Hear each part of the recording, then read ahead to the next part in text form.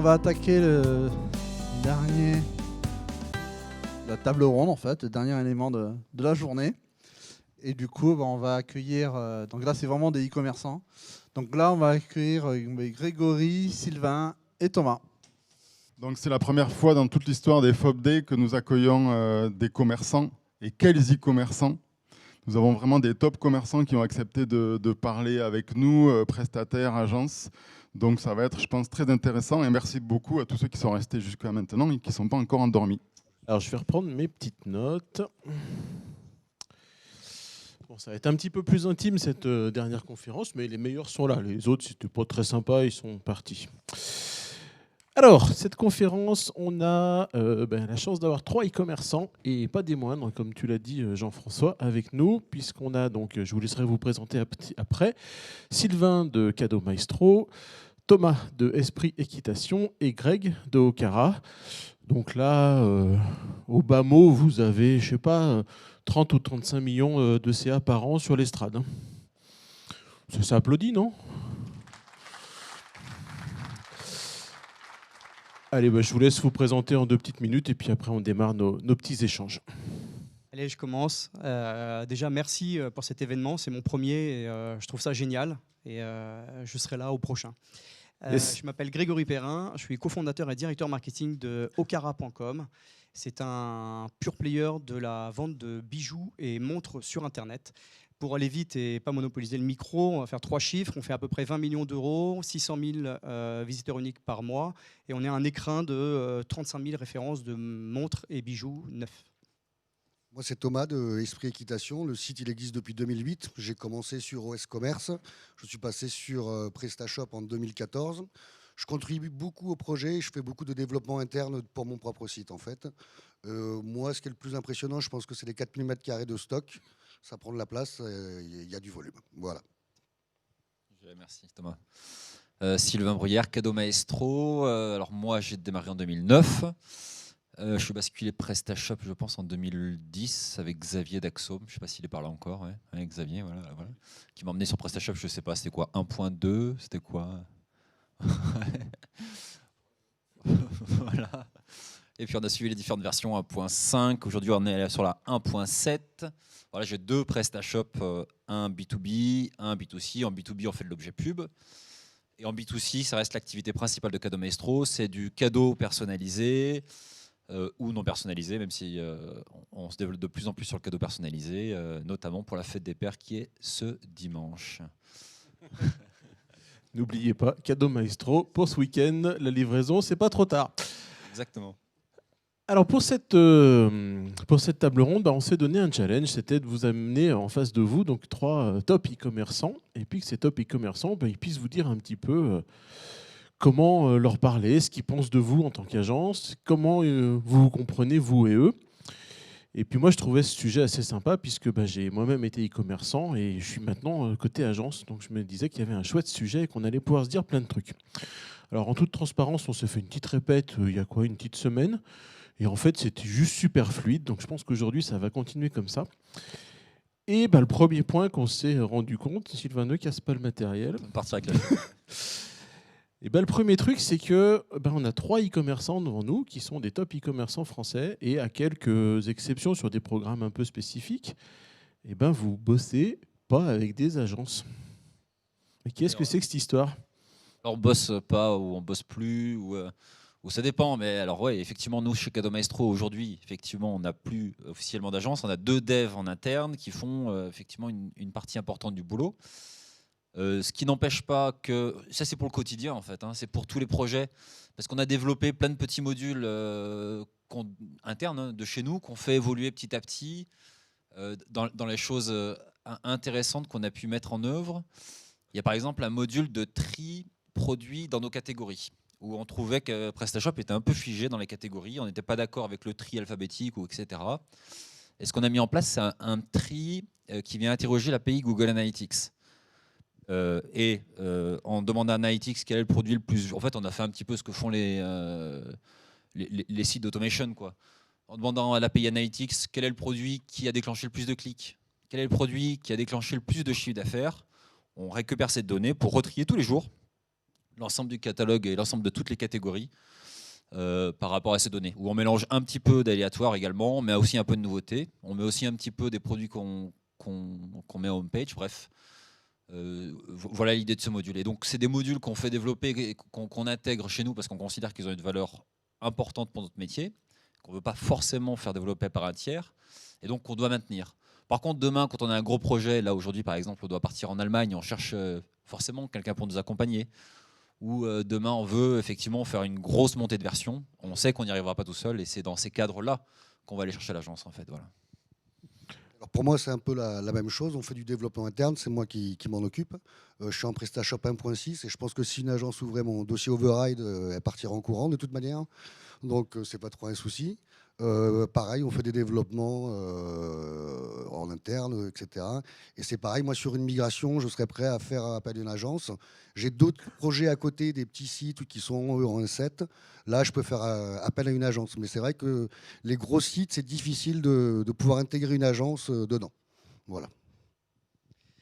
Comme mes confrères, on est très doueurs, nous, chez Okara. Depuis le début, on a toujours tout fait tout seul. La première raison, elle va forcément faire sourire un peu, mais c'est parce qu'on est très héroïste. Voilà, j'aime bien dire qu'on est des pinces, mais en fait, le vrai terme en marketing, c'est héroïste. Et malheureusement, on n'a pas les finances illimitées, on ne marche pas beaucoup sur nos produits, on doit faire du volume, et forcément, le développement ne doit pas nous coûter cher. Or, quand on passe par des solutions tierces ou quand on achète des modules, généralement, ils essaient de faire des choses qui plaisent à 100% des marchands, et nous, on va en utiliser 5%. Donc en fait, finalement, alors c'est pas le prix d'un module qui est problématique, parce que c'est pas très cher, mais sur le taf d'une agence, finalement, nous, on a préféré faire moins, mais faire à notre façon.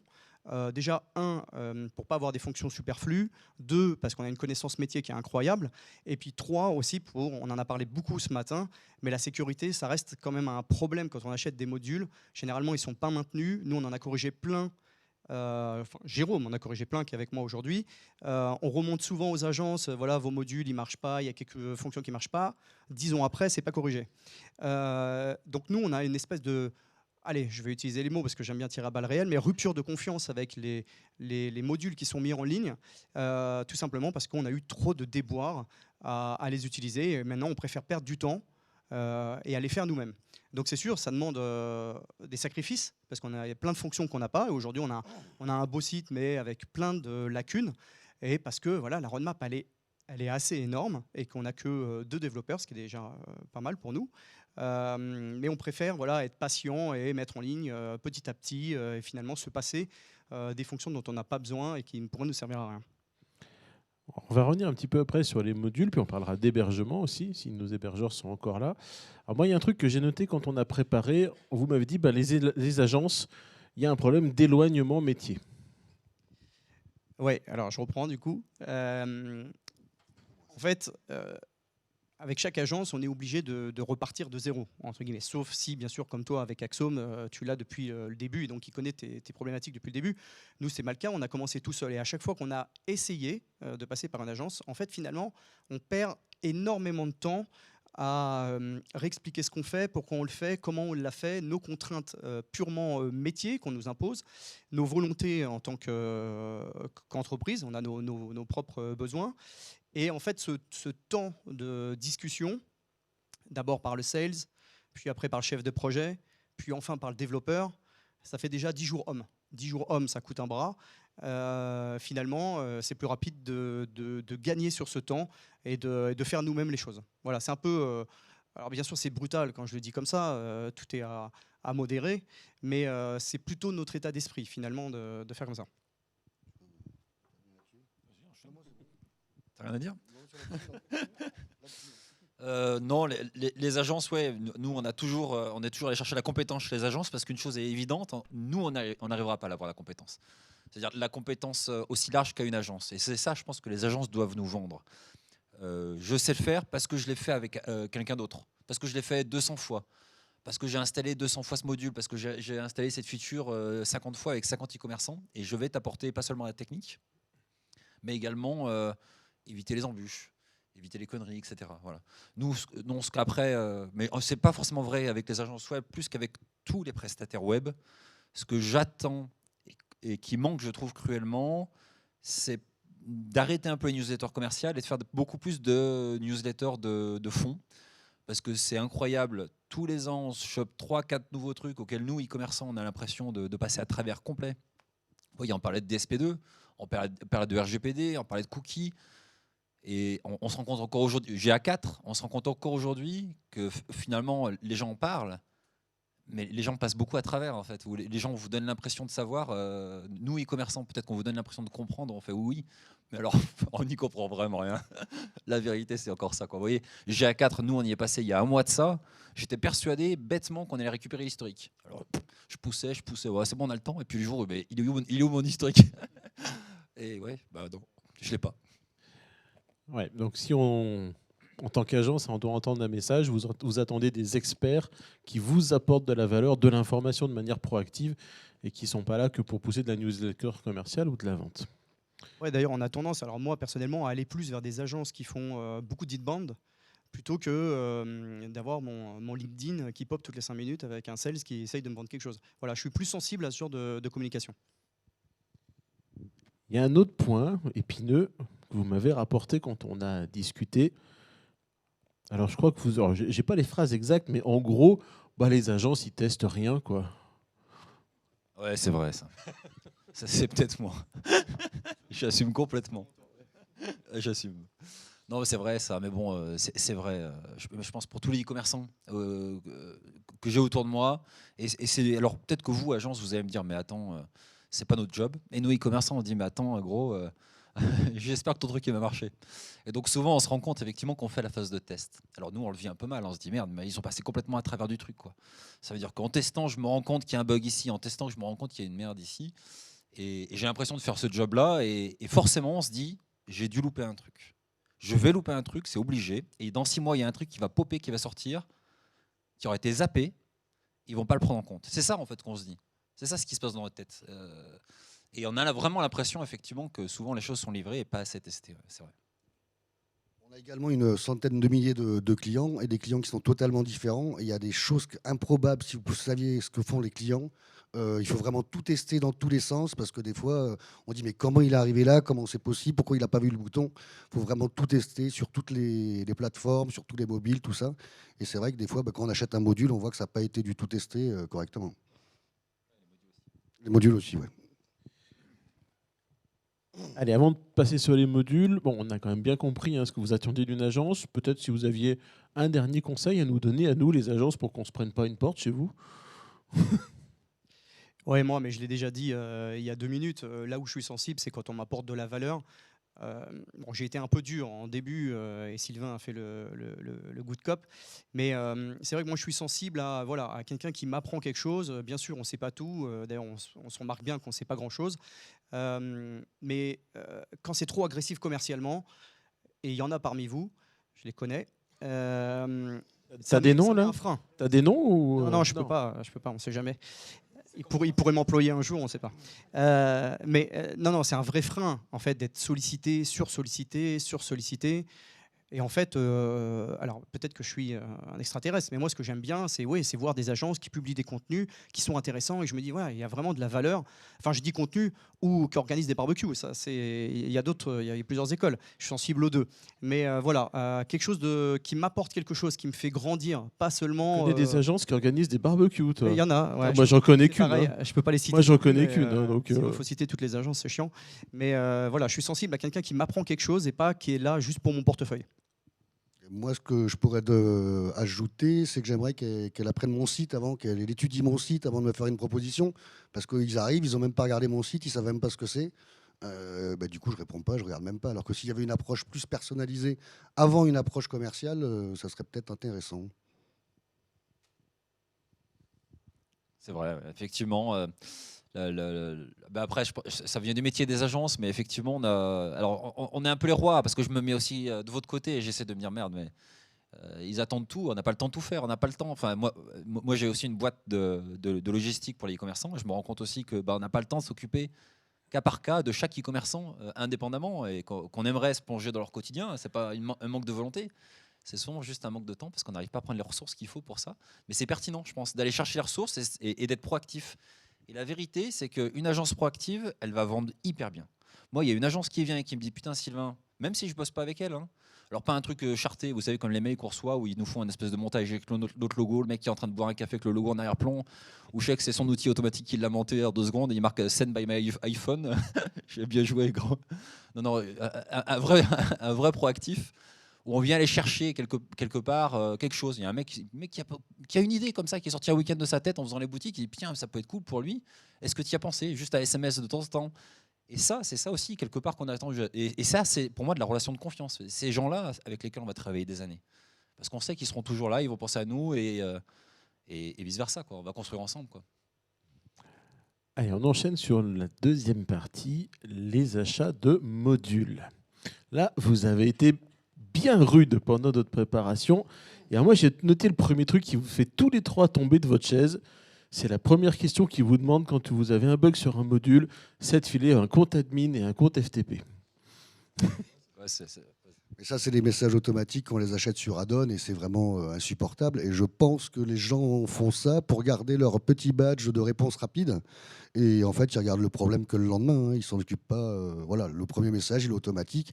Et ça, quand je reçois ça, moi, je rachète plus jamais un module de cet éditeur parce qu'il m'a pris pour un con. Il n'a même pas lu mon message, quoi. Donc, voilà. S'il y a des créateurs de modules qui font ça. Il y a des créateurs de modules là, levez la main, ceux qui font des modules. Ouais, vous vendez les plus chers. Vendez les plus chers vos modules, mais ouais, c'est pas grave ça. Enfin, c'est ce qu'on disait en fait. Hein. On disait on est prêt à les payer beaucoup plus cher vos modules. Enfin, un module à 40 balles, c'est normal que des fois il manque un bout de test, un truc par là. Ça me choquerait pas de payer un module 400 balles, sincèrement. C'est pas déconnant du tout. Si le truc qui marche direct, mais on est prêt. Bah, je pense, hein, non? Ouais, partagez. C'est vraiment ce que vous m'avez remonté tous les trois. Dire bah ouais, les modules à 50 balles, finalement, ça ne vous intéresse pas. Et Thomas t'expliquait que même des fois, tu avais négocié, alors je crois qu'avec c'était un éditeur qui était là, peut-être pas, un module que tu avais pris une licence à vie. Tu avais payé plus cher pour avoir j'ai une pris licence à vie. une licence à vie sur un module. C'est Yann de Presta Plugin qui a fait ça. Là, ça m'a coûté un bras, mais au moins j'ai des mises à jour tout le temps et j'ai pas de problème. Voilà. C'est vrai que s'il y a des éditeurs qui feraient ça, pourquoi pas sauter le pas, quoi.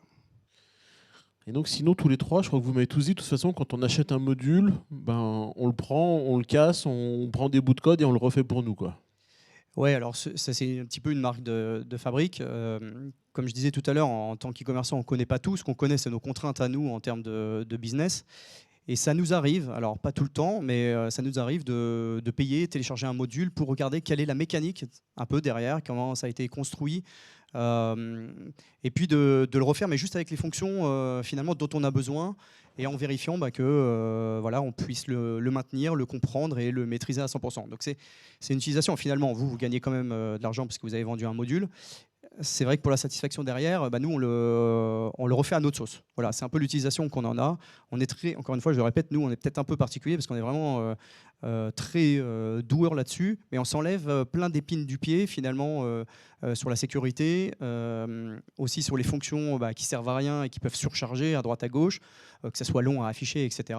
Et donc, nous, c'est un modèle certes, qui nous fait perdre du temps, parce qu'on préférerait, comme tu l'as dit, peut-être payer plus cher un module, l'installer qui fonctionne bien. Et encore, on a toujours cette problématique de un module doit plaire à 100% des e-commerçants, or que Okara représente que peut-être 5% des besoins. Donc il y aura toujours ce petite chose chez nous. Mais oui, on préférerait faire confiance, on gagnerait du temps et de l'argent, parce qu'un module, c'est pas très cher comparé à un développeur qui repasse 3 jours dessus à le refaire, à le comprendre. Et 3 jours, c'est quand il a le temps. Il y a aussi le point de sécurité, on a vu ça ce matin. Hein. Chaque module que j'achète, je vais relire le code et tout. Donc c'est vrai que je ne sais pas s'ils pouvaient faire certifier des modules ou quelque chose comme ça. Ça pourrait être une piste intéressante, qu'on n'ait pas à relire le code pour vérifier que le lendemain, je n'ai pas un web skimmer sur mon site ou autre.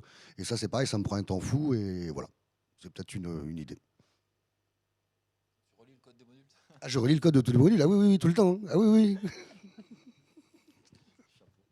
Pas toi bizarre, hein. Toi, tu le fais pas? Alors, avant qu'on reparle en effet de vos équipes tout à l'heure, parce qu'on parlera finalement aussi tout à l'heure des inconvénients d'avoir internalisé tout ça, moi je voulais vous challenger aussi sur une petite question. Alors, évidemment, je connais la réponse, donc je triche. Donc vous êtes tous les trois sur PrestaShop 8. Exactement. Moi 9. Et ouais. Avec Eric, on a un deal. Alors c'est quoi le deal avec Eric? Tu t'as trop dit là. Non, bien sûr, je déconne. Non, nous, on est 1.6.1.14. Donc, on a une très vieille version. Il y a forcément plein de problèmes liés à ça. Je ne vais pas vous les lister. Et c'est un pain point pour nous, parce qu'une migration, c'est lourd en temps homme, c'est lourd en budget. Et surtout, si on est doueur comme nous et qu'on imagine qu'on le fait en interne, ça va monopoliser mon équipe, 2 personnes, je pense pendant 6 mois, 8 mois, voire plus. On traîne beaucoup de casseroles, comme tous ceux qui ont des vieilles versions comme nous. Nous, on entame un travail, on sort un nouveau front là d'ici 2-3 mois, si tout se passe bien. On a commencé à cleaner au moins la partie front pour éviter toutes les... Voilà, en prévision de possiblement switcher, puisqu'il va y avoir des gros problèmes de sécurité d'ici peu avec les versions de PHP. Mais de commencer à cleaner, puis voilà, faire le boulot pour une transition future. Mais non, j'ai pas encore de deal. Je vais essayer de dealer avec Eric qui me fasse la migration gratis et moi je fais la promo de PrestaShop 9. Ben, moi, je suis Tu n'as pas été nommé meilleur ambassadeur de PrestaShop il y a quelques jours, toi? Ouais, grand honneur. Ouais. Moi, je suis en PrestaShop 1.6.1.24, pareil, c'est pas facile, hein, on fait avec. Par contre, là, c'est vraiment un sujet où je serais prêt à prendre une agence. Mais du coup, l'agence, il aurait fallu qu'avant de me faire quelque chose, elle étudie bien mon site, qu'elle regarde, tiens, il fait ça, il fait ça, il fait ça. Au moins le front, sans parler du côté back-office, mais arriver avec un projet solide et des idées solides. Mais je crois que toi, tu es en 1.7 de souvenir. Bravo. C'est le meilleur élève, quand même, Sylvain. Hein, ouais. Bon élève. 1.7.4, ouais. Les 2 prestats seront 1.7.4, je crois, effectivement. Et nous, ce qui nous fait peur, en fait, lors d'une migration, c'est de tout péter, tous nos devs, et puis on n'est pas bon. La vérité, c'est que même si on sait qu'il faudrait qu'on note tous les devs qu'on fait, qu'on note toutes les spécificités qu'on fait, on y pense. Le jour, on y pense, on le fait pendant un mois, et puis après, c'est oublié, et puis le truc n'est pas tenu, voilà. Donc le jour, on sait très bien que le jour où on fait une refonte, on perd des trucs. On perd des trucs. Peut-être qu'il y en a qui vont revenir. Des petits bricoles qui fait que quand le mec il a rentré sa raison sociale, dans ce cas-là, on va lui afficher le TNT livraison entreprise et pas le TNT livraison domicile parce qu'il coûte 5 € moins cher.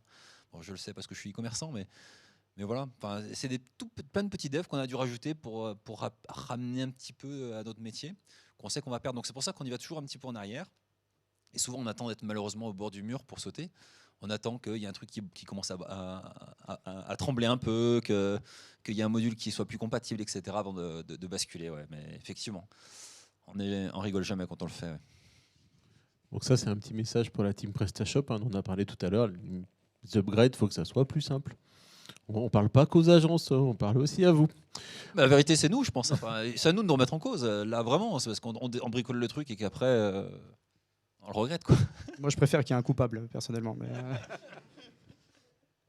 Alors, on a parlé des agences, on a parlé des modules, on a parlé de PrestaShop. Alors moi, je m'étais dit, sur l'hébergement, ils vont tous les trois être d'accord. Eh ben non.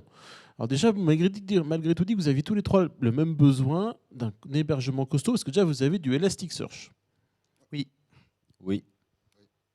Oui. Donc déjà, sur les agences qui sont là ici, Particulier quand même, ça, je pense, non? combien mettent en place régulièrement du Elasticsearch dans les agences qui sont là?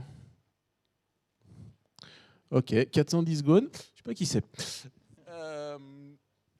Bah voilà, les agences réagissaient, les gros e-commerçants, ils font du Elasticsearch. Oui, c'est sûr que nous, on a une grosse volumétrie. Encore, je dis grosse, c'est rien comparé à certains e-commerçants, mais on a 35 000 SKU. Non, en SKU, on en a plus, mais on a 35 000 refs. Avec des catégories, sous-catégories, sous-catégories, sous-catégories, je ne vais pas toutes les faire. Mais voilà, l'affichage des plein facettes. de catégories SEO en plus, toi. Oui, beaucoup. Et voilà, l'affichage des catégories, le tri, etc. C'était un enfer avec tous les modules qu'on a pu tester. Certes, qui sont peut-être adaptés aussi à une volumétrie plus petite, mais du coup, on a dû switcher sur Elastic pour garder finalement cette réactivité d'affichage. Et puis, ça nous permet de faire un peu comme Sylvain. Alors, nous, on n'est pas relié à Analytics. Nous, on utilise les stats de PrestaShop, parce qu'on est compliant, nous. On n'utilise pas des trucs Avec américains. GA4, tous mes devs vont sauter, de toute façon, t'inquiète pas. Mais voilà, on utilise aussi un système de tri. On regarde les produits les plus vendus sous 3 mois, sous 30 jours, les produits les plus consultés sous 3 mois, sous 30 jours, les produits qui se livrent le plus rapidement, les produits en stock, les produits avec le plus de marge, parce qu'on est là pour faire de l'argent. Et Elasticsearch nous permet de réindexer ça tous les soirs et de bien retrier les produits sans que ça prenne des plombes et des plombes avec un gros catalogue comme le nôtre. Je ne dirais pas mieux là-dessus. Tu as tout bien expliqué, tout est parfait. Nous, on a mis Elasticsearch, c'était pour le moteur de recherche. Même si j'en suis pas encore satisfait, ça permet de faire un tout petit peu de suggestion, d'avancer des marques et des catégories. Et puis ça prend la main sur les catégories, c'est surtout pour les filtres en fait. Hein, voilà. C'est pour générer un système de filtre un peu plus efficace voilà, que la navigation à facette traditionnelle. En tout cas, voilà, c'est ce qu'on nous avait conseillé. Il y a quand même aussi la qualité des résultats que j'ai oublié de dire, ou une faute d'orthographe et tout, on peut quand même bien configurer pour sortir des bons résultats. C'est pas parfait, mais c'est pas mal. Alors, on a eu pas mal d'hébergeurs tout à l'heure. Donc, sur l'hébergement, moi, je pensais que vous aviez tous une solution infogérée. Et j'ai découvert que non, Thomas, il gère son serveur moi, je tout gère seul mon comme un grand. serveur tout seul comme un grand. Bon, après, je suis souplesse avec un firewall applicatif tout seul, mais voilà, ça fonctionne. Après, il faut se faire ses sauvegardes. J'en ai une qui arrive chez moi. J'en ai 2 serveurs. J'en ai un à Gravelines et l'autre à Roubaix. Tout est dupliqué, tout est bien fait, j'espère. Mais C'est un geek. C'est pas possible. Et bon, je dirais pas lequel, mais un de vous deux est donc avec un de nos partenaires, 77 24 24. C'est moi, effectivement, ouais, tout à fait. Je sais pas, Xavier, il est encore là ou pas? Il est parti? Ah ouais. Je peux parler librement là. Non, on a basculé chez 77 24 24 en 2023, là, tout récemment. Voilà, nous on avait des problèmes, on était chez Data Solutions, hein, pour être complètement transparent, qui ont augmenté les prix énormément, on n'a pas pu suivre, donc on a changé bêtement d'hébergeur pour cette simple raison.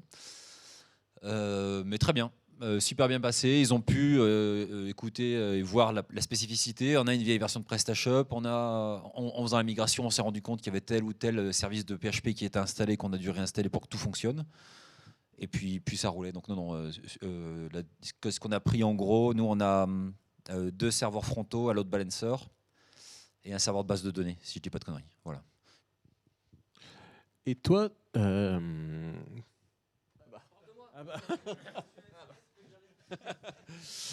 toi, Greg, tu m'as donc, on peut citer ton hébergeur, hein, puisqu'ils sont pas là, mais Ils sont pas là, mais ils méritent une petite mention. C'est Octopus. Et alors pour vous montrer à quel point la relation c'est important pour nous, l'hébergeur, en fait, c'était quasiment le premier avec lequel on avait bossé, qui était une petite boîte qui s'appelait Typhon à l'époque, qui a été rachetée par Claranet.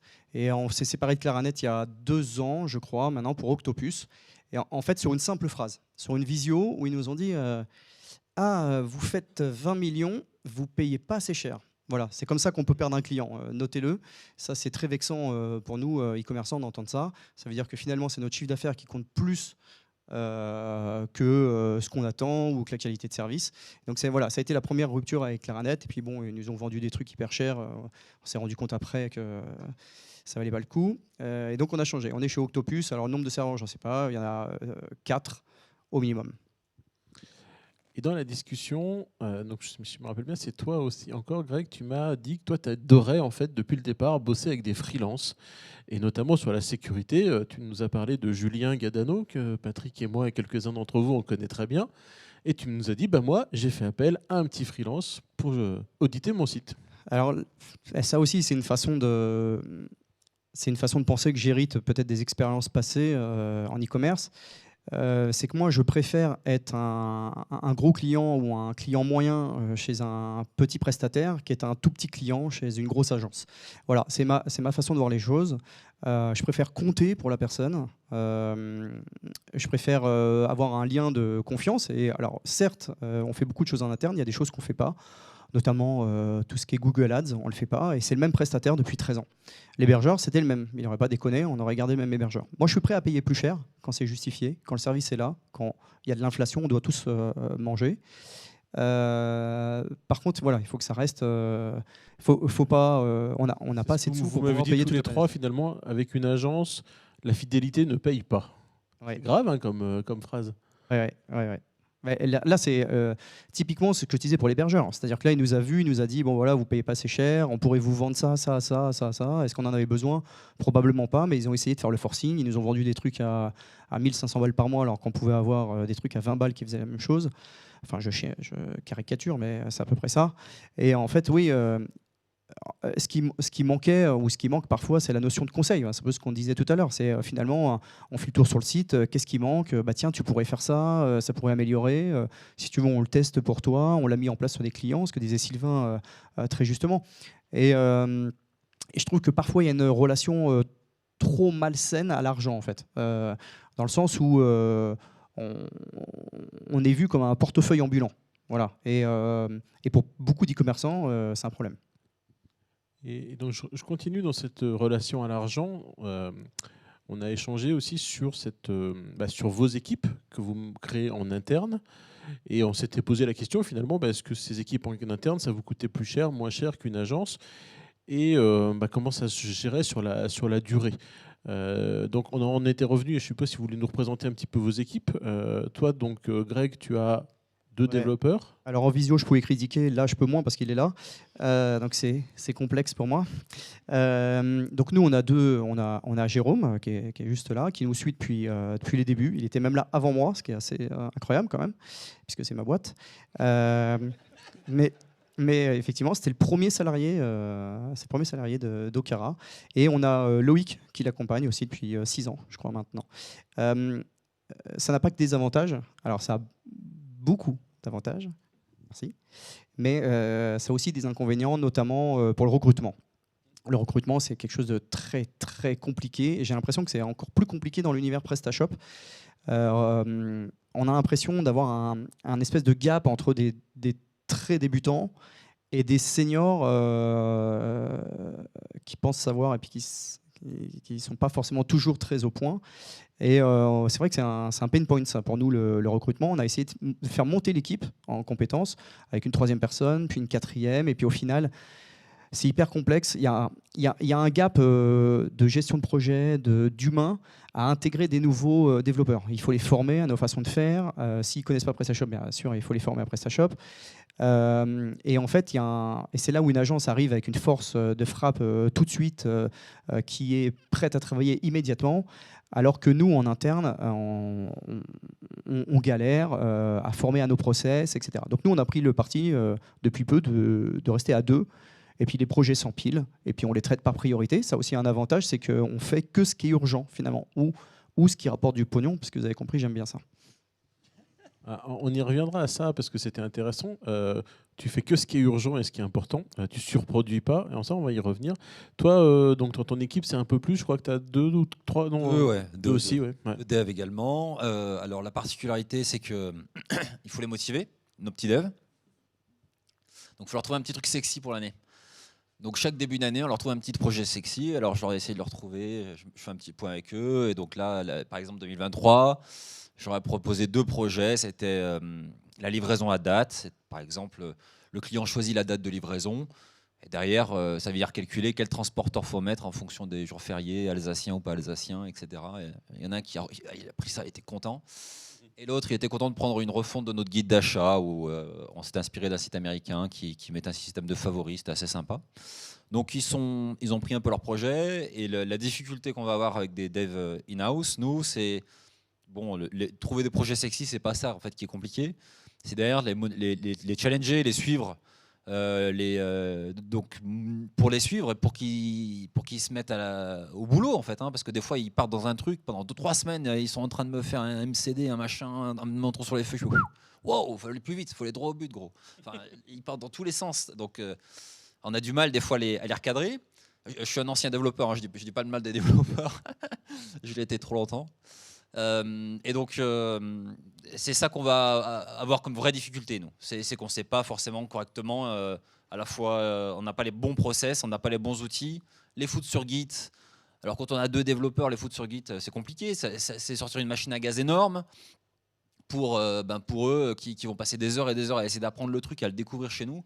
Vous imaginez bien qu'on perd du temps, on perd beaucoup de ressources en fait. Voilà, c'est ça qui est compliqué je trouve pour nous. Par contre le côté plaisant, c'est qu'on a un truc, on l'a dans l'heure, dans la minute, on se fait plaisir sur des trucs un peu en surqualité, tiens, fais-moi ça, maintenant on va revenir en arrière 200 fois, comme avec vos clients, quand c'est super chiant parce qu'ils vous demandent 300 allers-retours. On fait la même chose avec nos devs en interne, malheureusement. Ouais, je pense même que c'est pire, parce qu'en fait, comme ils sont en interne, on leur dit enfin un truc bête, caricatural encore une fois, mais qui est proche de la réalité, c'est bah tiens, pour toi c'est juste un bouton, ça ouvre une fenêtre et puis il y a 3 fonctions, voilà. Et en fait, bon, c'est bien sûr jamais comme ça. Nous, il nous dit toujours que ça prend 3 semaines, au final il est fait en 4 jours.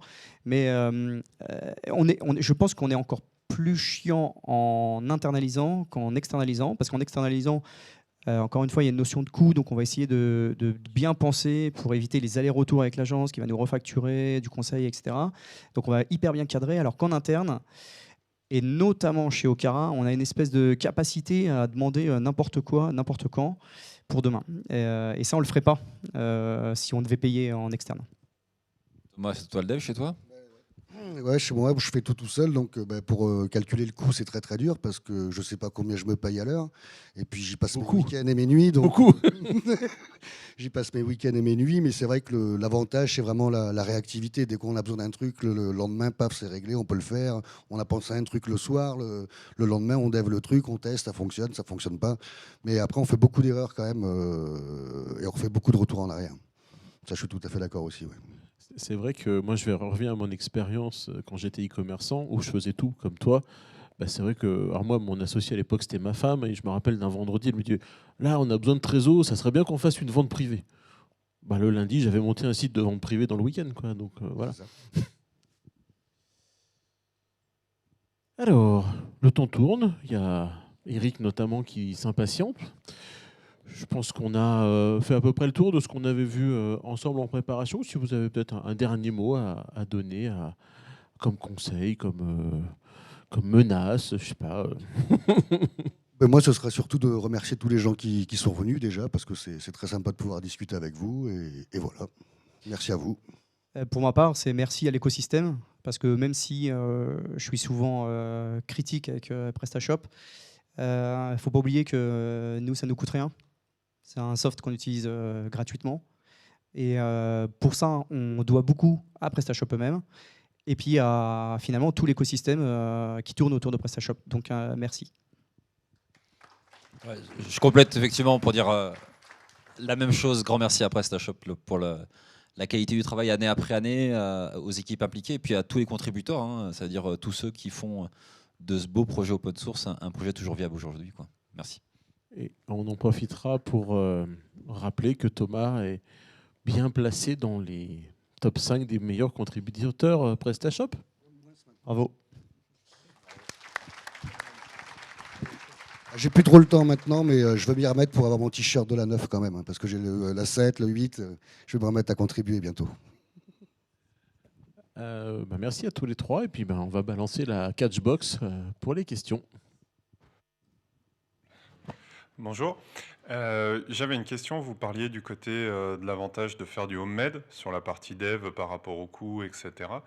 Dans quelle mesure est-ce que vous incluez le fait, et pas forcément pour faire du dev, mais pour acheter une solution même en SaaS, l'aspect du time to market, du coup, dans l'équation économique, de pouvoir sortir plus vite et du coup que ça, ce soit un gain, même si c'est pas fait en homemade? Alors, c'est une excellente question. En fait, pour le time to market, il n'y a rien de mieux que du in-house. Parce qu'en fait, à tout moment, je peux dire arrête ça et commence autre chose. Donc pour moi, c'est très flexible finalement de ne pas dépendre de quelqu'un d'autre. Et bon, après, le time to market, ça s'anticipe. Il y a aussi dans l'e-commerce, et vous le savez bien, à chaque fois, plein de nouveautés. Un coup, c'est le chatbot, un coup, c'est autre chose, un coup, c'est le prédictif, un coup, aujourd'hui, c'est l'AI, demain, ça sera probablement autre chose. Donc le time to market, il faut faire attention. Tous ceux qui sont time to market, généralement, ils perdent du pognon après. Et nous, ça fait 13 ans qu'on est là, on n'est jamais time to market. Par contre, tu vois, on est encore là. On a tendance aussi à sortir des choses plus courtes, plus vite. La MVC, on va aller droit au but. On va sortir d'abord un truc qui tient la route. On peut le tester. On regarde si ça prend pas. Si ça commence à prendre, on peut redévelopper par-dessus plus facilement. Plutôt que de se dire, je vais sortir un projet tout de suite gros, sortir une Rolls-Royce, et puis ça se trouve, finalement, ça ne va pas plaire forcément au client, quoi. Donc là-dessus, on va gagner un peu en souplesse. On sera plus agile. Ouais.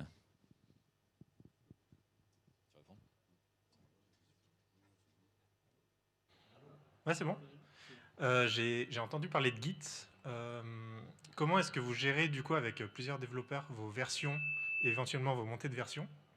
Et la deuxième question, c'est au niveau de l'infrastructure, vous parlez de plusieurs frontaux, etc. Est-ce que vous avez du cache? Du cache, je ne sais pas ce que ça veut dire. Pour moi, le cache, ça veut dire autre chose. Je pense pas qu'on a la même définition. Mais sincèrement, je suis navré, je ne sais pas ce que ça veut dire le cache. Le cache serveur, pardon. Cache, oui, d'accord. Je pensais vraiment au cache. Oui, si, on a de la gestion de cache, excuse-moi. Alors oui, on a de la gestion de cache, on a des modules de cache, et puis on est en train de bosser là avec 7.7 sur Varnish. Sur Git, les devs, moi, je connais pas. Hein, j'étais dev, je connais pas. J'ai jamais bossé avec, hein, ça fait trop longtemps, peut-être que ça n'existait pas à mon époque. J'ai cru comprendre après comment ça marche le délire. Qu'est-ce qu'il y a? Ah ouais, bah non. Ouais, non, bah oui, non plus. Ah, moi, je balançais sur le FTP en direct. Et donc, j'ai appris avec les gars, j'ai appris avec l'agence qui a essayé de former un peu les gars, qui ont appris sur le tas. Mais ce qu'il faut se rendre compte, c'est qu'ils ont découvert ça aussi avec nous. Donc, il y en a un des deux qui était chaud bouillant pour monter un serveur Git. Je fais, wow, calme-toi, doit exister un truc gratuit sur Internet. Oui, pas loupé, il y a GitHub, c'est ça? Ou GitLab? C'est GitLab, hein, pas loupé. Donc voilà, où on en est en fait, c'est qu'on a des gens passionnés qui aiment leur métier, pardon, mais qui n'ont pas leur père à côté d'eux pour leur dire, pour leur expliquer, qui n'ont pas cette... voilà, c'est le problème qu'on a avec les in-house chez nous. Ouais, voilà. Attends. Tu vas vérifier? À nous, c'est super sympa. On a 4 serveurs, on est en déploiement continu sur Git. Donc, on a un système de release direct. Donc, à chaque fois, tout le dossier est remplacé, il est switché dès qu'on fait une release. Les upgrades, c'est encore à l'ancienne. On clique sur l'onglet module. On n'est pas passé par le CLI à cause notamment des problèmes du contexte. C'est bien relou. Et ensuite, la suite de la question, c'était le cache. On a mis du proxy SQL sur les frontaux avec des TTL sur les requêtes les plus méchantes. Et ça marche plutôt bien. Proxy SQL installé par PrestaShop Imsel qui nous a sauvé d'ailleurs notre Black Friday en 2021. Voilà, les services, les petits à côté que fournit PrestaShop, notamment avec on a eu quoi, 3 heures de down. Je pense que seul on s'en serait jamais remis. Une perte de quasiment 40 000 € sur les 2-3 heures. Ouais. Encore des questions?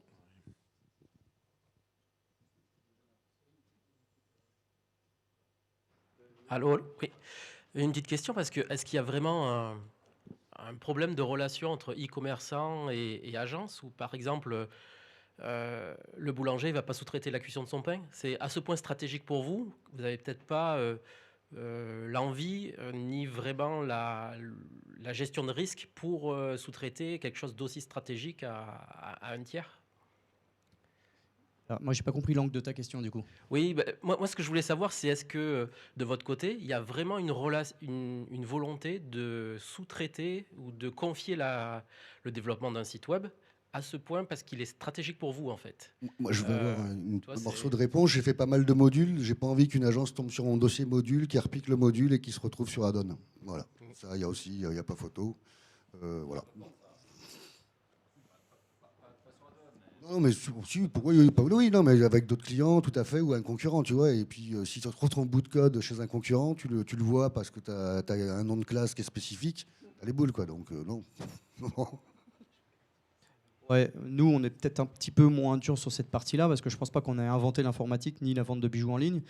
Donc, à la rigueur, que des mecs prennent nos modules, bon, bah, voilà, ils auraient été capables de les faire un petit peu de leur côté. Non, nous, ce qu'on privilégie, c'est vrai, c'est réactivité et coût, je crois que je l'ai assez dit. C'est pour ça qu'on ne le fait pas. Mais on se pose souvent la question, hein, notamment une migration qui est lourde. Est-ce qu'on peut le faire tout seul? Est-ce qu'on doit le faire tout seul? Ou est-ce qu'on s'appuie sur des gens qui sont plusieurs pour le faire, quitte à ce que ça nous coûte cher, mais que ça marche mieux? Donc, elle est dure à répondre, cette question. Dernière question. Merci.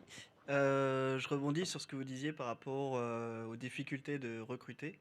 Et est-ce que vous ne pensez pas que le fait d'être sur des vieilles versions pénalise aussi l'attrait de votre produit pour des développeurs? Alors tu l'auras cherché, mais c'est surtout d'être sur PrestaShop qui pose un problème. Et j'ai ma place dans le top troll pour l'année prochaine. Non, en fait, c'est vrai que quand tu regardes les jeunes qui sortent de l'école, après quelques années d'expérience, tu leur dis on va aller sur PrestaShop. Alors peut-être oui, tu as raison. Le fait qu'on soit sur une vieille version, tout de suite, ils grimacent. Ils ont envie d'utiliser du Laravel, du React, des trucs qui les font rêver. Et puis du PHP MySQL, et même Symfony paraît vieillot pour un jeune qui sort de l'école, quoi. Donc je pense que oui, tu as raison. Il y a une problématique de notre côté à nous. Et puis une problématique liée peut-être au CMS, à son image, quoi, aussi. Après, nous, la vérité, c'est que les devs qu'on trouve, c'est souvent des devs qu'on forme. C'est rare. En fait, on ne peut pas payer comme une agence les devs. Hein. Ils sont souvent moins payés chez nous, e-commerçants. Et donc, les profils qu'on a, c'est des profils qu'on va former, hein, qu'on a pris en alternance, qu'on a monté. Donc, ils ne se rendent pas forcément compte. Hein. Ils ne nous posent pas la question, putain, vous avez une vieille version de PrestaShop, les gars. Ils s'en rendent compte au bout de 2-3 ans, en fait. Mais pour nous, ce n'est pas une barrière parce que souvent, ils apprennent avec nous. Moi, nous les devs qu'on a, c'est ça, en fait. Hein. C'est comme Greg, en fait. Hein. Voilà, ils ont appris, ils ont fait des écoles, hein, mais en sortant de l'école, ils sont allés quasiment directement chez nous. Ouais. Ouais, sinon, ils peuvent partir. Ouais. Allez, la dernière question, FX. Non, oui. Est-ce que vos devs participent au projet? Jérôme? Contribuent au projet? On n'a pas le choix à fond. Ouais. Vite fait. Pas assez, si c'est pour répondre à ta question. Bon, c'est pour répondre à la notion de gratuité évoquée tout à l'heure. Ouais. Moi, j'ai ma part de... j'ai été, il y a quelques semaines, récompensé pour être le meilleur ambassadeur PrestaShop côté marchand. C'est sûr, ça ne représente pas ce qu'on économise, si tu veux, en termes de coût d'utilisation d'un logiciel comme PrestaShop, un SaaS comme PrestaShop. Par contre, on essaye au maximum, nous, on est très reconnaissants, et on essaye au maximum d'évangéliser. Et moi, je fais toutes les conférences e-commerce possibles en France. Et je m'oppose très très souvent à des acteurs américains ou canadiens plutôt, pour ne pas les citer. Donc je fais pas tout le job, mais je fais une partie du job. Je pense que tu connais la réponse, hein. Je contribue assez, moi, il n'y a pas de souci. Nous, autant qu'ils peuvent, on les encourage en tout cas. Après, ça reste de leur libre arbitre, hein, de faire des choses ou pas, mais bien sûr. Hein, bien sûr. Allez, la toute dernière question pour Monsieur Patrick. Je finis avec le micro. Chocolatine. C'est dangereux de me le donner, Monsieur le Président. Non, tout à l'heure, je t'ai vu dire qu'effectivement, sur tes devs, tu les faisais monter en compétences, des choses comme ça. C'est vrai qu'aujourd'hui, c'est louable, c'est bien, mais dans le contexte actuel difficile du recrutement et surtout de la pêche aux vrais bons talents, puisque le bon personnel ne se trouve pas à Pôle emploi, il se trouve chez nos concurrents, on est d'accord? Je ne suis pas d'accord. Nous, on arrive à trouver des gens qui sont sortis du circuit de l'emploi. Ouais. Très compétents, qui sont sortis du circuit de l'emploi. Moi, j'avais un dev qui avait fait, je ne sais plus, une formation pour adultes, c'est quoi? C'est le CTAM, le truc comme ça, non? Quoi? Bon, c'est pas ça, mais... ça aurait pu. Bref, écoutons-le pas. Il avait 30 ans, je pense, à l'époque. C'était il y a 10 ans de ça. Il avait fait un stage chez nous, cette formation. Et puis, il faut reconnaître que c'est un gars, tu sais pas si le lendemain il est là au boulot. Tu sais pas. Il faut le savoir, c'est tout. Tu joues avec cette règle. Mais sans déconner, je sais que des fois il est pas là le lendemain. Alors à 9h30, j'insiste un peu, il me répond c'était chaud aujourd'hui, j'ai pas réussi à me lever. Mais, bon, ben voilà, quand il est pas là, il est pas là, il est pas payé. Quand il est là. Et une fois que cette règle est claire et implicite, ça a bossé. Sauf qu'après son stage, il a fait une boîte. Il s'est fait virer en un mois de la boîte. Et après, pendant à peu près 7-8 ans, il n'a pas bossé. Et donc, on avait besoin d'un dev, on l'a appelé. Je lui ai dit, écoute, je sais pas si tu cherches du boulot aujourd'hui. Et puis voilà, c'est reparti. Mais je pense que c'est aussi aux entreprises maintenant de s'adapter aux salariés. Oui, on est d'accord. Mais c'est vrai que cette montée en compétence, elle a un coût pour une entreprise et que voir partir cette montée en compétence à la concurrence, comment vous arrivez à les retenir, à les garder dans votre écosystème? Parce que, voilà, aujourd'hui, la concurrence, elle est rude. Voilà. Et donc, c'est ça qui peut être bien. Parce que elle est drôle. Je vais juste prendre la parole de secondes, parce qu'elle est drôle ta question, parce que c'est quand même un des points dont on a parlé ensemble l'autre jour. que ce qui vous faisait potentiellement peur d'être là chez Friend of Presta, c'était qu'on vous vole vos développeurs. Moi, je voulais pas qu'ils viennent. Mais, non, oui, tu as raison, ça restera un problème. Dans tous les cas, une agence, surtout les grosses agences e-commerce, elles payent largement mieux que ce que nous, on peut faire. Alors, c'est compliqué de répondre parce qu'en fait, il n'y a pas de réelle solution. On ne pourra jamais mettre autant d'argent que le fait une agence. Donc, on va essayer de compenser. Jérôme, il est libre de choisir les formations qu'il veut tout au long de l'année.